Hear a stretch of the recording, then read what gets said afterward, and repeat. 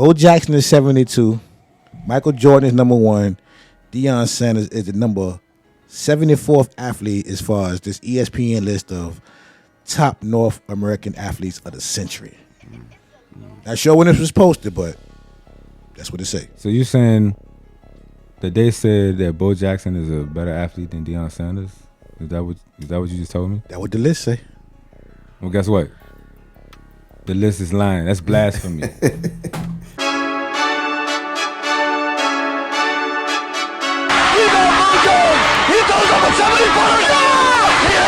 In the Clutch Sports Podcast, DJ Swirv Deniro, Toot Trill, Emm Dollaz, Coach G. Make sure y'all like, subscribe, hit that notification bell, and follow us on Instagram at In the Clutch SP. That's blasphemy. All caps, no cap. The greatest athlete to ever grace any sport, any field, is primetime Deion Sanders, hands down, no question. Hands down. Was he really that good? Why was he really that good? You hear this guy? Do you hear this guy? I want to know. Y'all hear these guys? How good was he? How good was he? I mean, well, I'm gonna take it back to the beginning. You know what I'm saying? For the folks that don't know, you know what I mean? Deion Lewin Sanders Sr. was born August 9th, 1967 in Fort Myers, Florida. Coming up as a youth, he played, numerous sports. And then as he got older, he attended North Fort Myers High School, where he excelled in basketball, baseball, football, as well as track. He played sports all year round.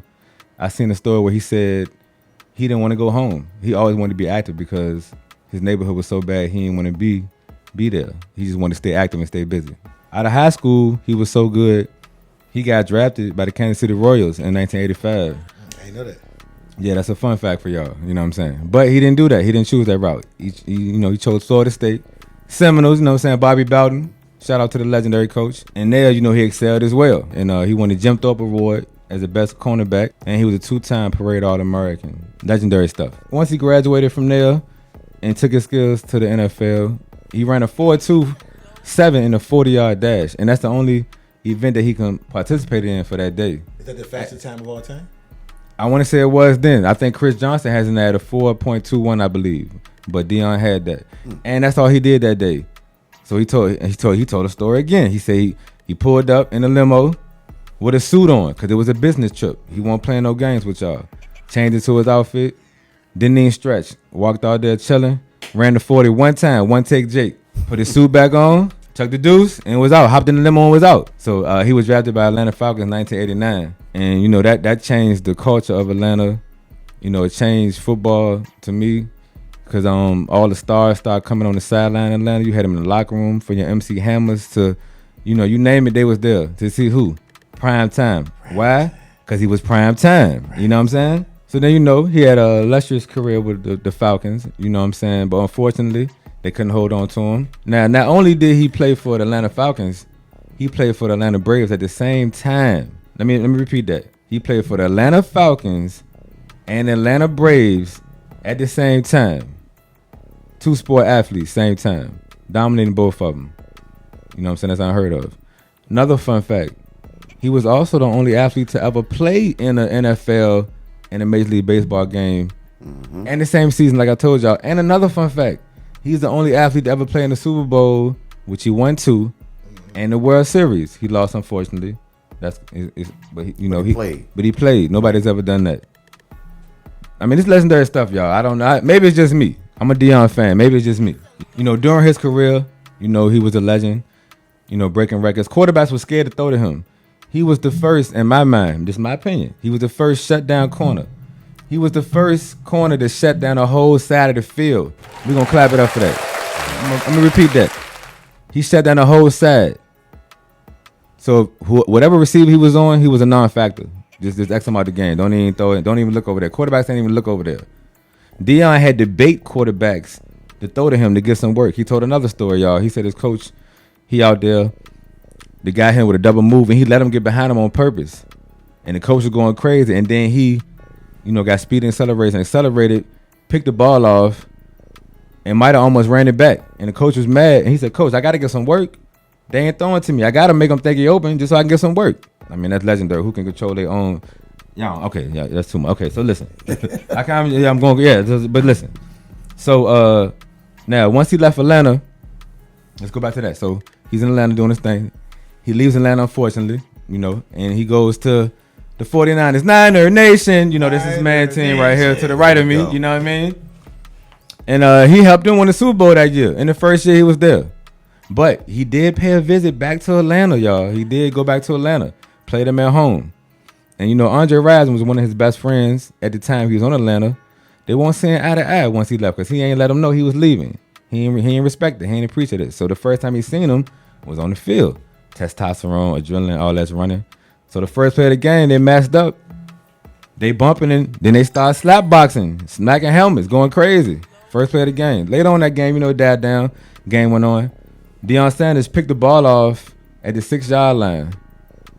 Ran it back 94 yards, high stepping probably about the 40. That would have looked like turning around, looking at the Atlanta sideline, talking trash the whole time. And then did his Deion dance at the end. Y'all know the dance if y'all know him. You know what I'm saying? That's legendary.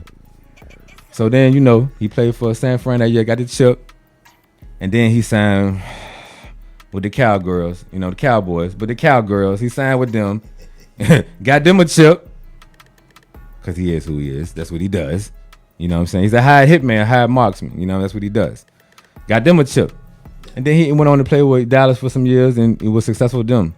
But he also went both ways. For all my high school heads that played football in high scholl, when you ain't have enough players, you had to go both ways.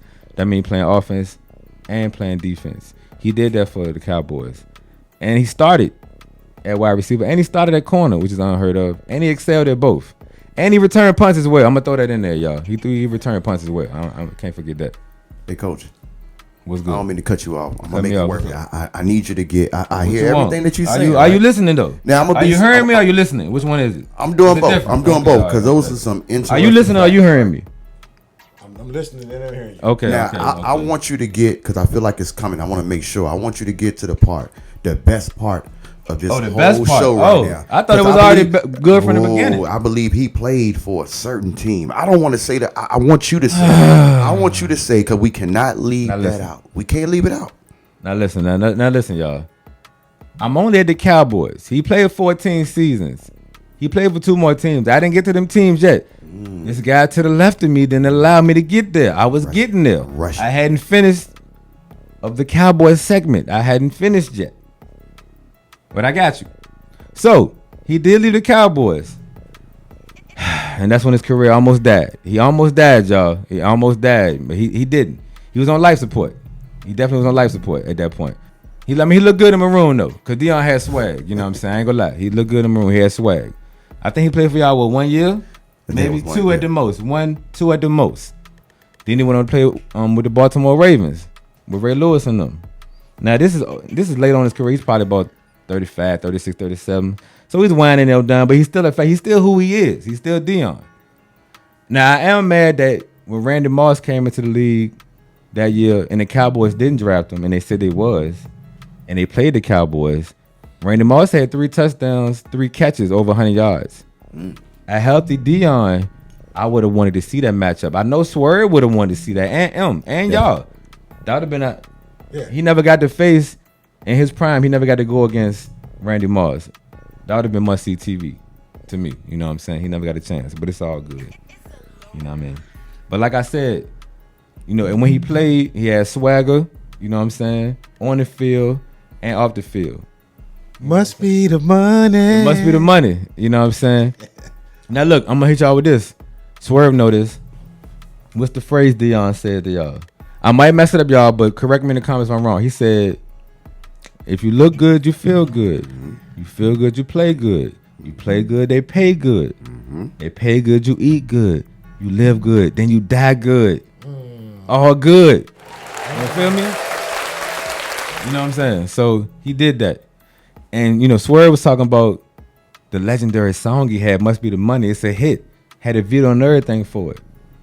Looked like he spent a lot of money on that jump. Probably you know what I'm saying? No, you did. Must be the money that's driving them man. I forgot the words though. It must be the money. It must be the money, y'all. You know what I'm saying? So then, he had an illustrious career. All good things come to an end. We know that. But he did when he retired. He had the most touchdowns. I don't know if he still has his record, but when he retired, he had the most touchdowns for returns. That's kick returns, punt returns, just returns in fumble returns, interception returns, just returns in general. He had 19 touchdowns. That's big. We're gonna clap it up for that. You feel me? So he moved on after playing football to television. I mean, Deion is very charismatic, very compelling. He's entertaining. He knows what to say. He has a way with words. So he's been having a successful career on TV. But then, he hit us with a curveball. He transitioned, and now he's the head coach at Jackson State. We're going to clap it up for that. Man. You know what I'm saying? And man, he does so good with those kids. Yeah, man. and the kids love Deion. He's an inspiration. He's a motivator. And he even brought his 2 sons. One of them plays safety, and one of them plays quarterback. You know what I'm saying? Shadora and Shallow, I believe.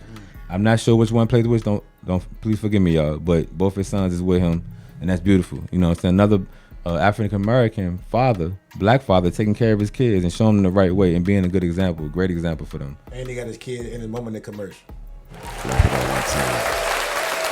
There it is. And he has so much of an influence. I believe that other NFL, ex-NFL players also went to coach in the HBCUs. Eddie George is one of them. I don't know the other name, but it's another guy. I'm sorry, y'all. It's one more guy, but it's 2 right now. We need more. You know what I'm saying? That's a great thing. I'm going to clap it up for that, too. You feel me? And he also influenced the number one high school recruit, Travis Hunter, number one high school recruit in the nation. He committed to Florida State initially, verbally. Then he decommitted and signed with Jackson State. And y'all probably ask why? Because of PrimeTime Deion Sanders. That's why. I'm clapping up for that. You feel me? So, in a nutshell, I named a bunch of accolades, all this other stuff. But, one of the biggest things to me, I hear Deion talk all the time. He's a God-fearing man. He told a story on another podcast, one of my favorite podcasts, I'm Athlete. Shout out to B. Marshall and them. He was on there.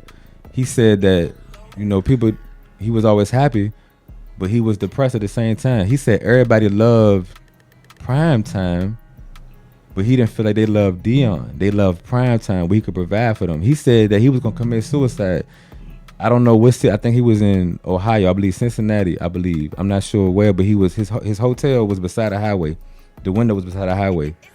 And I think either he was going to walk out there or he drove his car there and wrecked. But the police officer stopped him and knew that he was trying to commit suicide, but ain't say it. But he was like, that moment kind of changed his life because he was trying to kill himself, y'all. You know what I'm saying? But so then the pastor came to his room and that's when he, I guess, gave his life to God. You know what I'm saying? And it's been blessings ever since then. So Deion is a very blessed man. We salute him. You know what I'm saying? And everything I just told you in a nutshell, that's why I feel he's the greatest athlete of all time, hands down. What you guys think in the comment section? Like, comment, share, and subscribe. Let's go. Notification gang. Hey.